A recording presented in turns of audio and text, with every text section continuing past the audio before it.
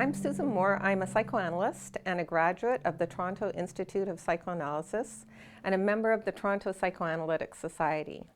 I'm here with Professor Don Corveth, a training and supervising analyst and the former director of the Toronto Institute of Psychoanalysis. Let's begin with a fairly broad but a sort of a fundamental question. What is psychoanalysis? And what are some of the reasons a person might seek out psychoanalytical treatment? It's a form of psychotherapy. It's a talk therapy.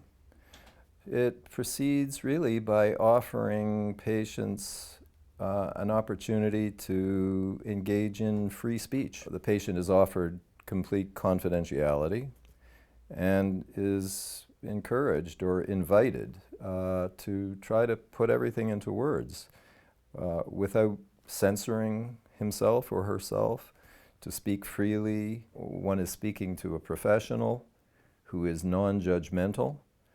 The whole purpose of this is really to try to bring what has been unconscious into consciousness. That which has been repressed, inhibited, bottled up, pushed down, is able to come to consciousness and be discussed. Because the bottling up and the pushing down of these feelings, these memories, we believe plays a central role in the problems that have brought the person to analysis in the first place. What is the difference then between psychoanalysis and other forms of talk therapies, like CBT, for example? Psychoanalysis and psychoanalytic psychotherapy are really the treatments of choice when the problem is deeply rooted in the character structure, in the personality structure. It has its origins in childhood, often in childhood pain, trauma. Other forms of psychotherapy that are briefer, that are less intense, can't really get at the roots of the problem in the way that psychoanalysis and psychoanalytic therapy aim to do. A lot of different problems bring people to treatment, but analysis is trying to get to the roots, and that's why the therapy is so intense and why it takes a considerable period of time to unravel all of this. So someone entering psychoanalysis for the first time might wonder about the use of the couch, what that's for, or how the psychoanalytic process works. How would you describe that to someone? Well, so first of all, not all analysts use the couch. Not all analysts use the couch all the time. The couch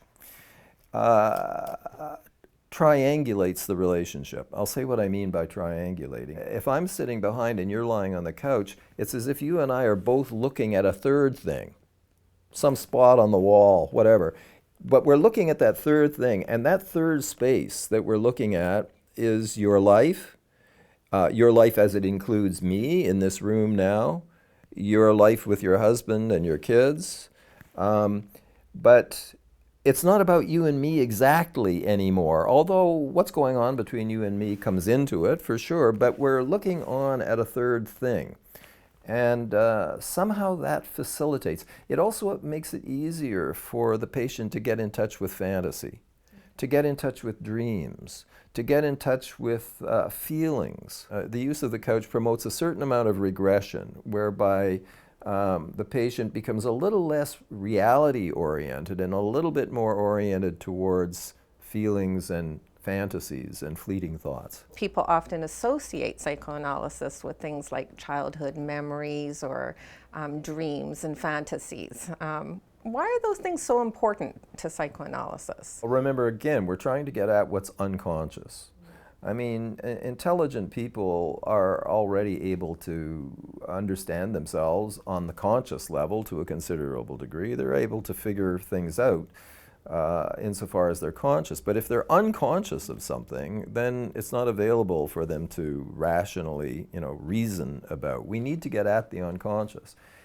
Freud called dreams the royal road to the unconscious. Dreams really do open a window into the unconscious. I feel that, like, if a patient I'm meeting a patient for the first time, and he or she tells me, I've had a repetitive dream since childhood, and I'm still having it. I'm saying, this is gold. Okay, tell me this dream, because that dream is going to encapsulate their childhood pain. It's going to encapsulate their conflicts. I mean, it's repetitive for a good reason. Why is the dream repeating? Because there's something important in that dream that needs to be understood and decoded. So dreams are important, but so are daydreams. So are just spontaneous fantasies. Patient reports that on the bus to my office, for some reason, he went into this long daydream. Well, that's pretty interesting that he goes into that particular daydream on his way to see me. So again, we're trying to get at what's unconscious. Why is it unconscious? Because there are defenses against it. Because people are defending against emotions and memories that are painful. They're defending against truths that are painful, that make them anxious, that make them sad, that make them angry. People are often neurotic because they're deeply angry, but they don't know it. They won't know it. They don't want to know it. So what are they doing with their anger? They're bottling it up, and it gets turned on themselves, and now they're depressed. Right. I mean, from a psychoanalytic point of view, that is what depression is. It is anger turned on the self.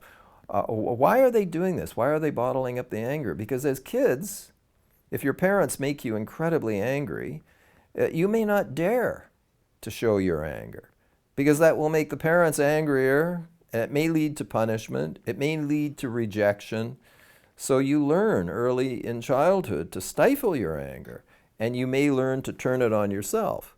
Or you may learn to turn that anger on other people and become a bully, or to victimize others in some way. Dumping the anger on others, dumping the anger on oneself, or you may turn the anger into your own body and make yourself sick. There's the whole field of psychosomatic illness, where people develop all kinds of conditions, rashes, asthma, migraines, all kinds of things, as a result of deep anger that is bottled up and turned against the self. So you mentioned Freud, and psychoanalysis has been around for over 100 years now. And one of the myths about psychoanalysis is that it's all about Freud, or some people think it's out of date. Can you speak now to how psychoanalysis has evolved, both theoretically and clinically, over time, since Freud? Right. Well, Freud died in 1939. That's a long time ago. There's been a lot of evolution. I mean, he is the founding father. We are standing on his shoulders. Melanie Klein made a crucially important contribution to psychoanalysis, but Melanie Klein thought of herself as a Freudian. If I have to attach a label to myself, I would call myself a Kleinian Freudian. Okay. Mrs. Klein was a woman. Freud was a very patriarchal male. He had real blind spots, which he was aware of. He referred to the so-called pre-Oedipal period, from birth to about 2.5, as a dark continent. He said it was all shadowy to him. He said it will be the women analysts who will tell us about this. And he was right. The women analysts, Melanie Klein, his daughter Anna Freud, filled in that whole pre-Oedipal period, which instead of being a triad, as in the Oedipal phase, the threesome, mother, father, child, which Freud mapped very thoroughly, Klein focused on the dyadic period, pre-Oedipal period, of the mother-infant relationship, and then so did Donald Winnicott. Right. Donald Winnicott was a pediatrician. He worked with mothers and babies, and he brought that awareness into psychoanalysis, like Klein. Well, he was very influenced by Klein, but he extended the Klein influence into more insight into early mother-infant connections. And then, of course, John Bowlby and attachment theory, a huge contribution. I mean, all of those kids were moved out of London during the bombing, during the Second World War, and he began to study the effects of these early separations on children. And he started to study attachment and loss and mourning and separation anxiety. And he saw that our attachments are a part of our biological heritage. He studied primates, and our primate cousins form attachment, we form attachments, and this was carefully studied, often in sort of experimental ways, and that's a huge contribution to the development of psychoanalysis. So many developments since Freud, and all responsible psychoanalytic institutes, I believe, teach all of the main points of view. An institute that taught only Freud, or that taught only Klein, or that taught only Jacques Lacan, this isn't valid, because we need to be exposed to all of the major thinkers, and we need to be able to listen from multiple points of view. Right, and also I think there's a tradition, an ancestry that they follow, that begins with Freud. And Absolutely. We can see how it changes over time. It's very tempting to identify with one perspective, but it's not right to identify with one perspective, because you're closing your eyes and your ears to important elements of the patient's psychic reality that will only be able to be accessed if you can hear from multiple points of view.